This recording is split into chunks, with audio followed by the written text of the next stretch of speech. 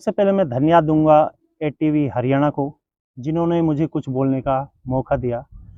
जहाँ मैं बैठा हूँ और जो कब्र आप देख रहे हो, ये चिरकलोथपाल के दादा, दादा बहाड़ की कब्र है और कितनी वीरान अवस्था में ये पड़ी है, इसकी कोई देख-रेख नहीं हो रही।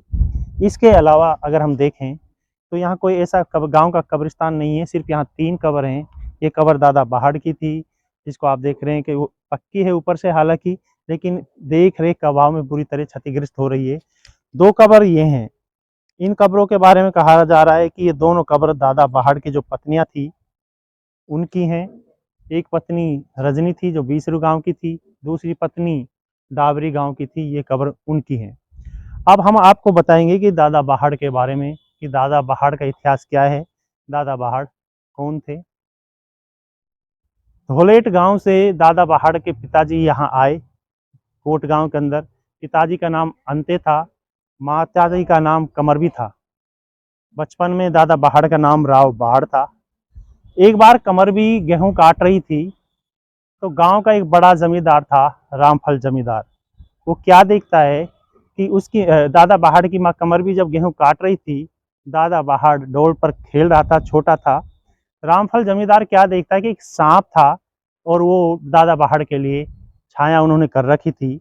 ये देखकर रामफल चौंक जाता है और वो सोचता है, हो ना हो ये कोई बच्चा आगे चलकर बड़ा आदमी बनेगा। तो इसी तरह जब शाम को कमर भी अपने घर आई, तो दादा रामफल भी उनके घर पहुंचा और उन्होंने कमर भी और अंते से कहा कि दादा बहाड़ को मैं गोद लेना चाहता हूँ। बड़ा जमींदार था, तो अंते और कमरवी ने भी उसको गोद दे दिया। उन्होंने उसकी परवरिश अपने बच्चे की तरह की, बहुत प्यार से की।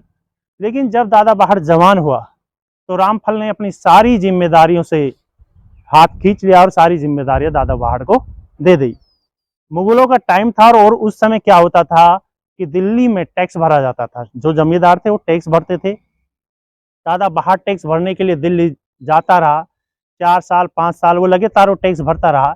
बीच में एक ऐसा समय आया कि रामफल लंबड़दार खुद वहां गए टैक्स भरने। लेकिन जब वहां टैक्स भरने गए, तो उन्होंने साफ मना कर दिया कि इस रकबे का टैक्स दादा बहाड़ के द्वारा यानी राव बहाड़ के द्वारा भरा जाएगा। क्योंकि सारी जो जमीन थी लगातार जब राव बहाड़ टैक्स भरने के लिए गए, तो वो उसके नाम हो चुकी थी। इसके बाद रामफल ने क्या किया, सारी जो कोर्ट की जो रकबा था वो दादा बहाड़ के नाम हो गई और रामफल खुद पड़ोस के गांव बहिन में चला गया, जिसके वंशज आज भी वहां मौजूद हैं। लेकिन इसी बीच एक ऐसी कहानी घटी। मुगलों का समय था, अकबर बादशाह का समय था। एक ऐसी कहानी घटी जो एक इतिहास के पन्नों में वो कहानी बिल्कुल अमर हो गई। आज उसी कहानी को लेकर हम आपके सामने यहाँ कोट गांव पहुंचे हैं।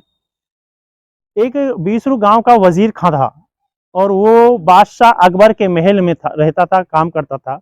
उसकी एक लड़की थी रजनी। रजनी के खूबसूरती के चर्चे महल में थे।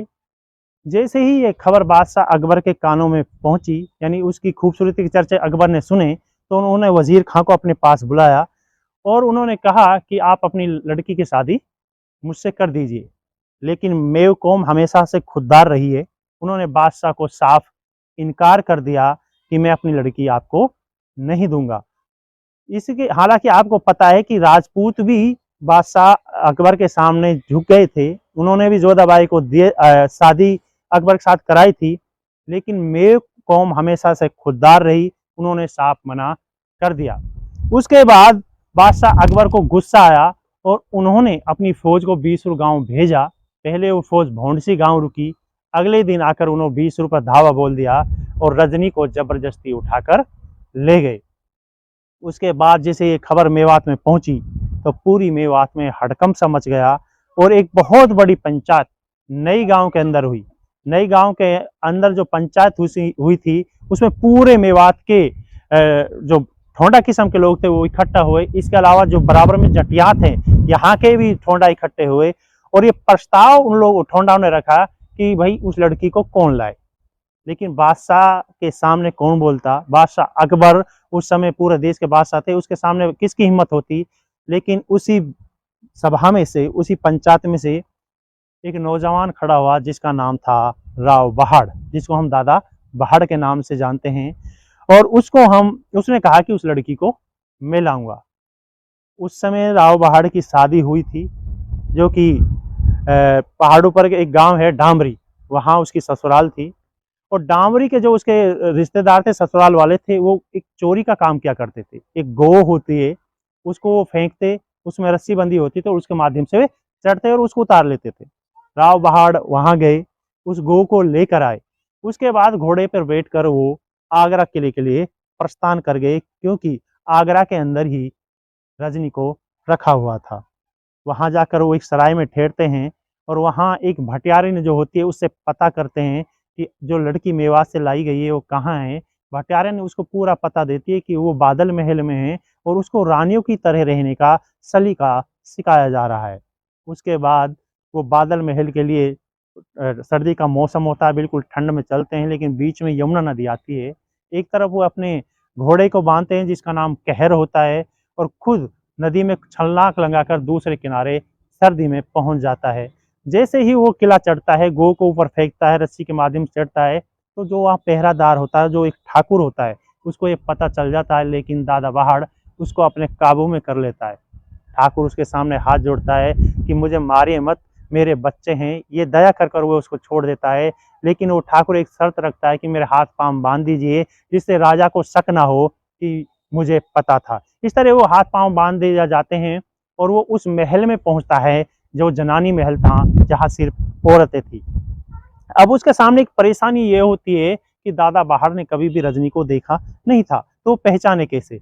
लेकिन उसकी नज़र उसकी मेवाती भाषा में कहा था चुटिया पर पड़ती है, क्योंकि इनका चुटी चोटी बांधने का जो तरीका था दूसरी जो कौम है, जाति हैं, उनसे बिल्कुल अलग था।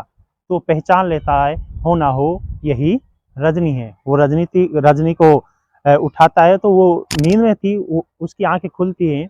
उससे वो बात करता है कि मैं ऐसे मेवात से भेजा गया हूँ, पंचायत के द्वारा भेजा गया हूँ, अगर आपको महल में रहना तो रह दीजिए, अगर आपको मेरे साथ चलना है तो चलिए। तो वो लड़की तैयार हो जाती है कि मुझे महल में नहीं रहना। तो दादा बहाड़ उस लड़की को लेकर मेवात में उस पंचायत के ठोंडा को लाकर सौंप देता है, और वो ठोंडा भी उसको क्या करते हैं, दादा बहाड़ से उसकी शादी करा देते हैं। लेकिन वक्त बीतता रहता है, रजनी के भी बच्चे होते हैं, छिरक लोथपाल के बहुत से आज गांव भी हैं। लेकिन 40 साल बाद एक जो दादा बहाड़ गलती कर गया था, वो गलती ये थी कि जब वो महल में चढ़ा था, तो वो जो गो थी उसको उतार नहीं सका। राजा के जासूसों ने, अकबर बादशाह के जासूसों ने लगातार खबर खोजबीन जारी रखी। आखिर 40 साल बाद दादा बहाड़ को पकड़ा गया और दिल्ली में उसको फांसी दे दी गई। गांव का एक बनिया था अमर सिंह, वो दिल्ली किसी काम के लिए गया, वहां देखता है कि दादा बहाड़ की लाश पड़ी हुई है। वो उसको घोड़े पर उठाकर गांव में लाता है, यहाँ उसको दफनाया जाता है। और खुद जो अमर सिंह का परिवार है, गांव छोड़कर उनके वंशज मलाई गांव चले जाते हैं, और ये दादा बहाड़ की जो मौत है वो हो जाती है। और दादा बहाड़ से ही पूरा छिरकलोत्पाल उनके वंशज आगे बढ़े हैं। लेकिन आज एक शर्मसार बात यह है, उस खास करके मेव कौम के तो लिए है ही, लेकिन छिरकलोत्पाल के लिए और भी बड़े शर्म की बात है कि जो हमारे दादा थे, जिनसे हमारा वंश चला था, आज उनकी कब्र के हालात क्या हैं, उन कब्रिस्तान के हालात क्या हैं, आप लोगों ने पहले भी देखा था और अब भी देख रहे हैं कि कब्रिस्तान में कोई भी ऐसी सुविधा नहीं। जबकि यहाँ बताया जाता है, गांव वालों ने हमें बताया कि 15 अगस्त पर या गांधी जयंती पर लोग यहाँ आते हैं बाहर से, और यहाँ तक कि राज्यपाल भी यहाँ है। लेकिन आज देखिए किस तरह पुली लगाई हुई है और यहाँ कोई भी सुविधाएं नहीं है। पड़ोस में एक परिवार रहता है, वो कहता भाई हम इसकी देखभाल करते हैं, लेकिन हमें भी आज तक किसी ने कोई सुविधा नहीं दी। मैं एक बार फिर से टीवी हरियाणा का धन्यवाद करता हूँ कि उन्होंने मुझे समय दिया कुछ बोलने के लिए। तो आगे हम फिर मिलते हैं एक और कहानी लेकर। जब तक के लिए आप इसके बारे में क्या सोचते हैं कमेंट बॉक्स में ज़रूर बताएं। हाँ, वीडियो को लाइक शेयर ज़रूर करें, चैनल को सब्सक्राइब करना ना भूलें।